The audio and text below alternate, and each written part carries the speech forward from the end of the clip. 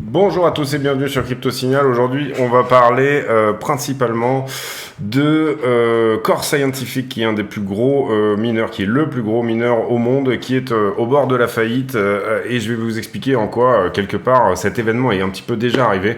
Donc ça n'est, entre guillemets, pas extrêmement grave, mais ça montre quand même un épisode passé de l'histoire de Bitcoin qui pourrait nous donner ici des signes de à la fois bottom mais à la fois également épisode de capitulation potentielle. On passe en partage d'écran, j'en profite pour dire à ceux qui le souhaitent de ne pas hésiter à s'abonner, activer la cloche des notifications, venir nous rejoindre sur le Discord dont le lien est en description de la vidéo et bien évidemment laisser un like, un commentaire d'encouragement, ne pas hésiter à aller voir tous les liens d'affiliation de la chaîne, BitGet, acheter Bybit, acheter des cold wallets, etc.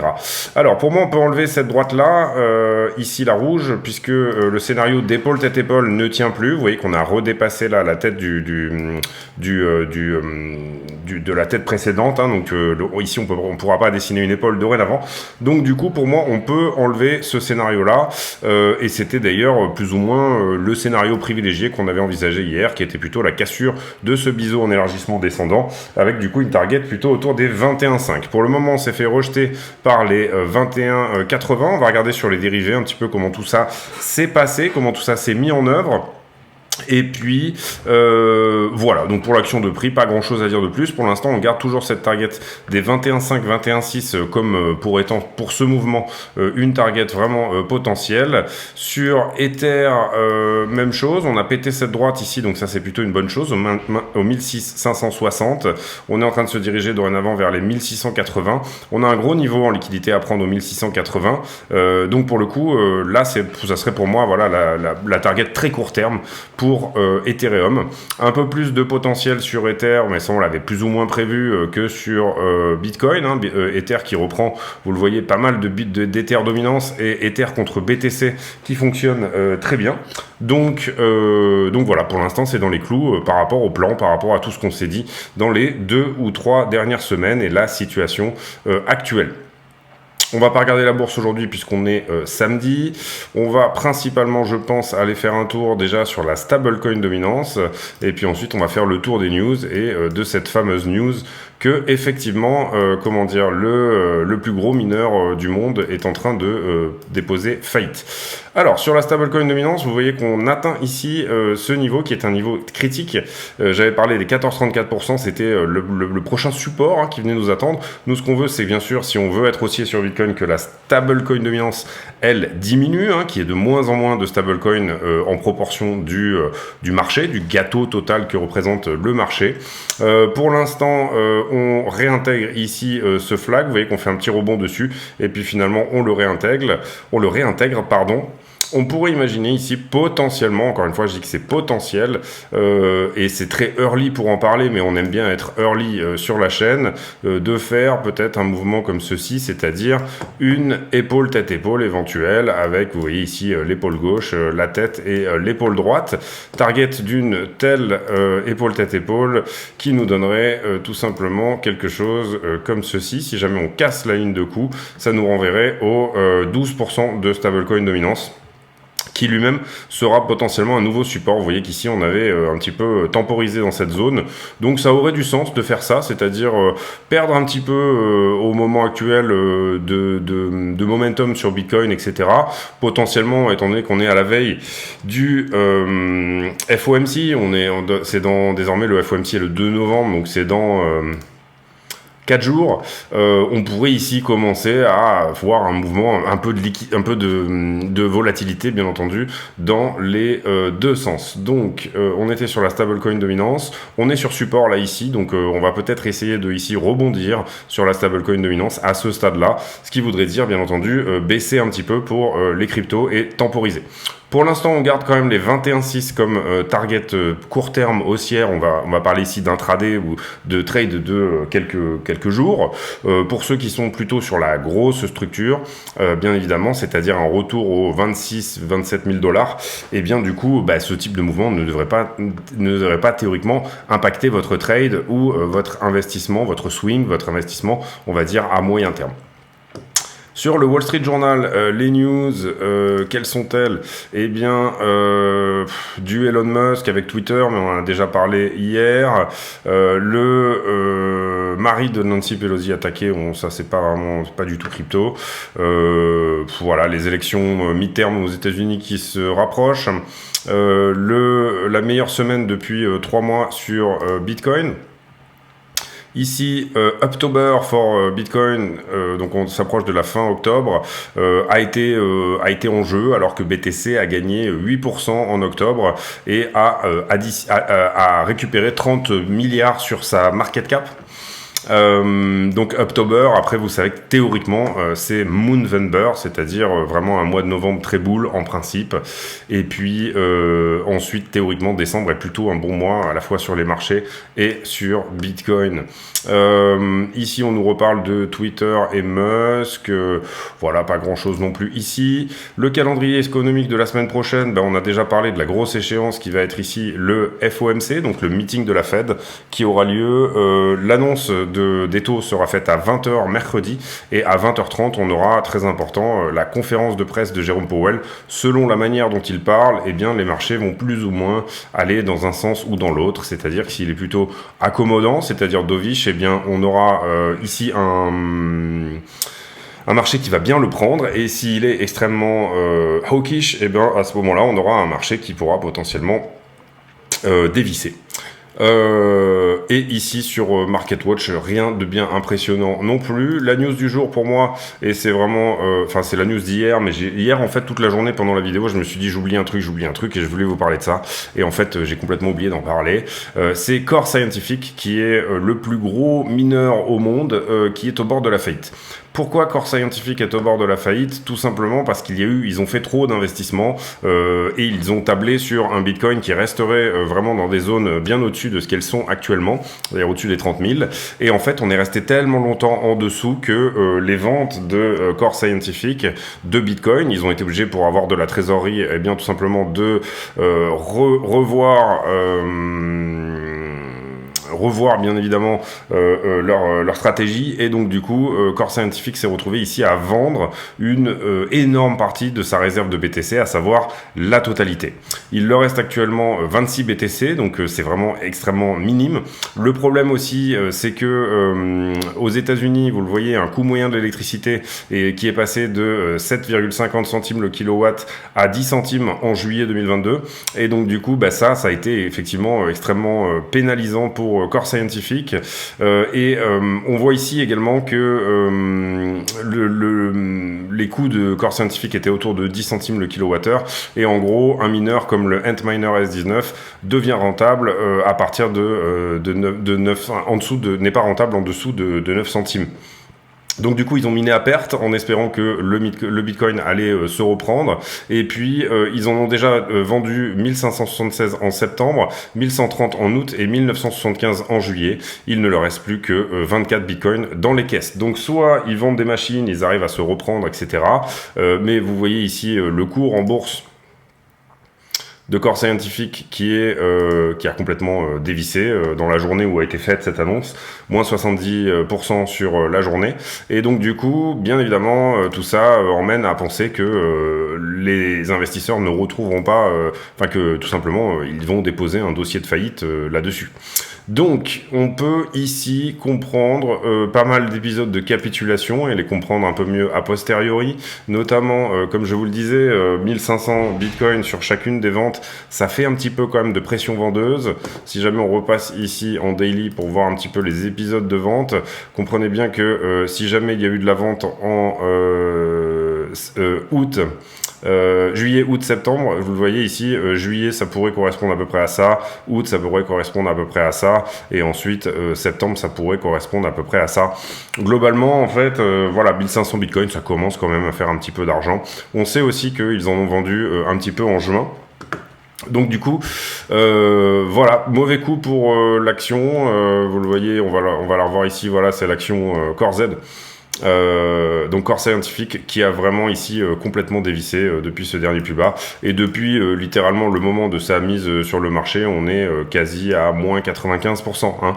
Donc bien évidemment il y a des gens ici qui ont perdu beaucoup d'argent et il faut le comprendre, et voilà. Bon, moi personnellement je suis plutôt sur Riot et Mara, j'ai un petit peu d'action Riot, un petit peu d'action Mara en blockchain, j'ai également un petit peu d'action Coinbase, donc je suis pas là-dessus, mais c'est vrai que quand vous avez éventuellement... Ah ben même là, vous voyez, je me suis complètement trompé, puisqu'en fait, vous voyez ce gap baissier là, ici, et l'action a fait en fait moins 98. Et ici, on voit dans la journée qu'on est effectivement à moins 85 hein, depuis cette annonce, moins 83%.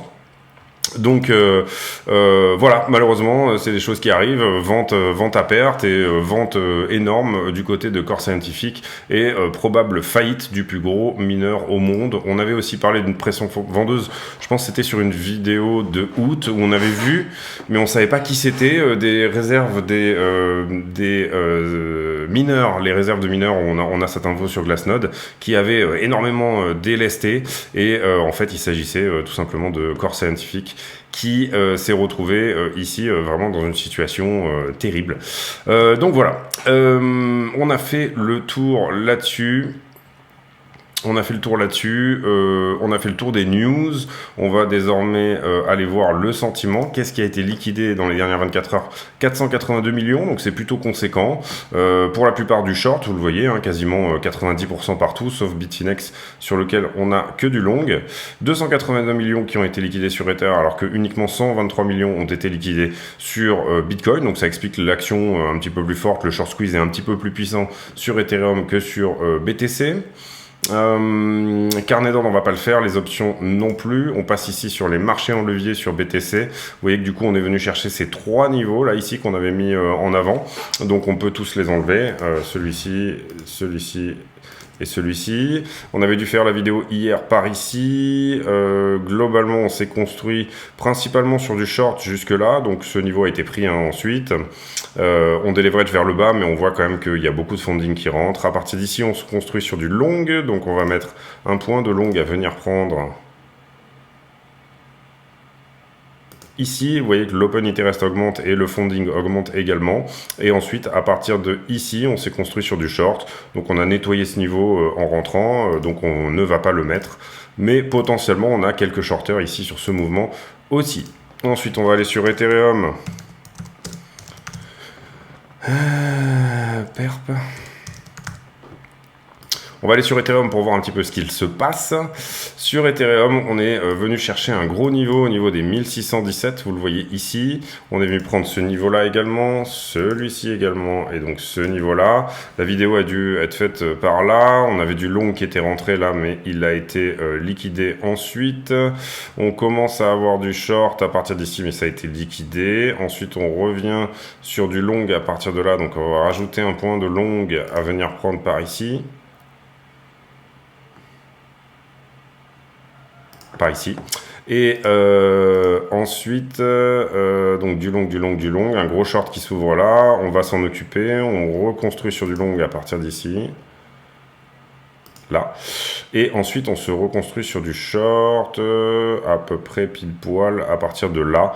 Ce niveau a été pris. On va quand même noter un short ici parce que du coup, il y en a qui sont rentrés après. Hein, donc voilà. Et on va faire la même chose sur BTC. Quand on est comme ça sur la fin du mouvement, bon, il faut quand même mieux noter le niveau parce que ça peut continuer dans ce sens-là. Donc potentiellement venir chercher. Là, ici, on avait du short à partir d'ici.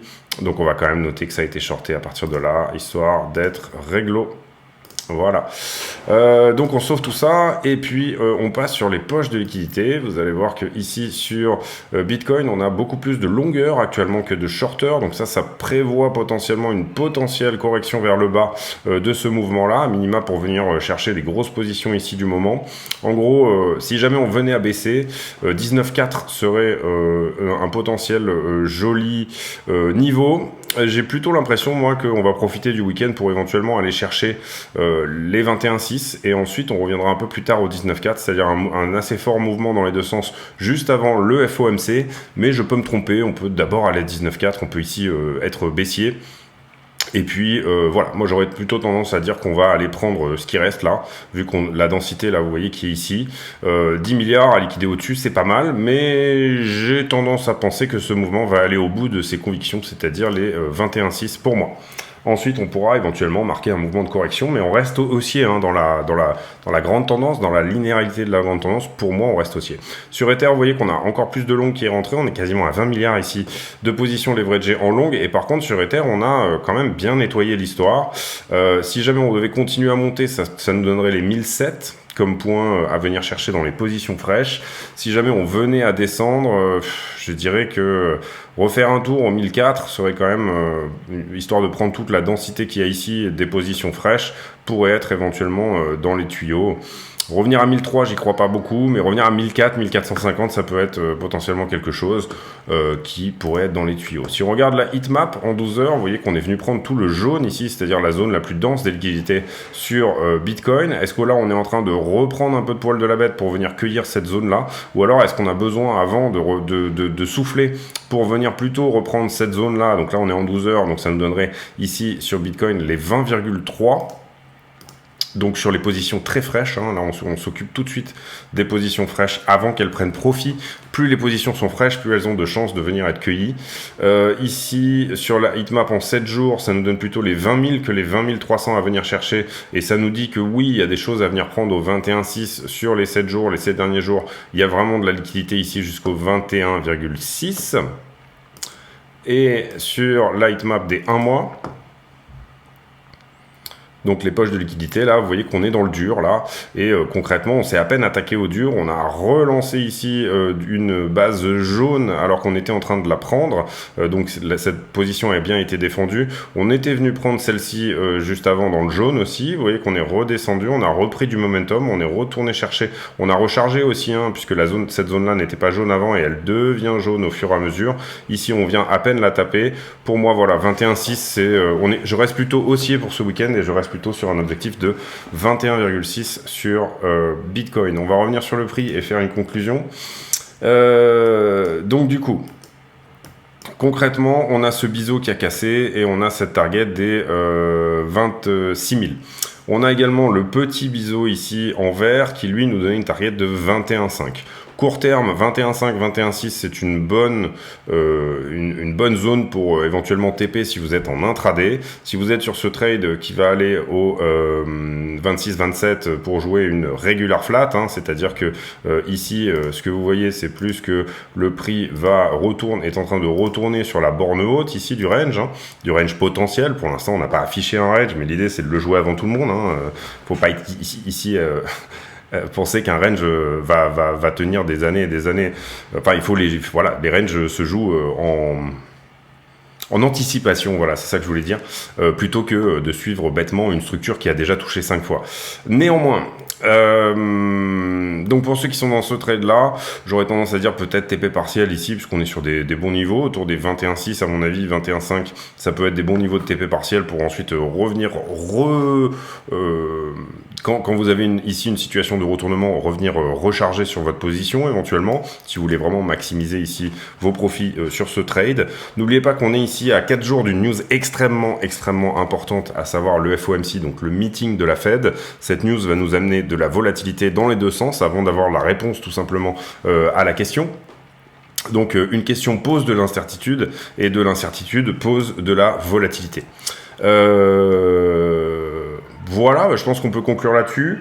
Donc pour l'instant, voilà, 21,6 et puis ensuite pour moi il faudra quand même ici venir corriger un petit peu tout ce qu'il est en train de se passer sur la partie longueur. On a encore beaucoup de longueur, donc il faudra peut-être ici revenir faire le même mouvement qu'on avait fait là hein, quand on était par ici. Je disais que quand on était ici au 21, je disais qu'il fallait potentiellement revenir au 20 pour nettoyer un petit peu. Pour moi on peut recaler les 21,6 et refaire un petit peu le même genre de mouvement dans l'autre sens. Voilà, en tout cas on a redépassé ici le plus bas précédent. La structure est pas extrêmement jolie hein, on va dire. Si on regarde ici, ouais, cette petite montée là, vous le voyez en 4 heures, on n'a rien d'impulsif. Bon, c'est le week-end en même temps, hein, c'est vrai qu'on est en plein week-end, mais c'est pas extrêmement joli. Là, on sent plutôt ici un essoufflement. Si on regarde le momentum en 4 heures, oh, on est en train de repasser boule. On a ce point d'achat sur le Cypher, la vague elle semble pas se fermer.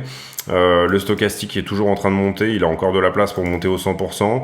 Donc oui, 21,6, voilà, ça serait ça l'idée. 21,6 et puis ensuite on verra, j'ai envie de dire. Voilà, c'est tout pour moi aujourd'hui. Je vous souhaite à tous une très bonne journée.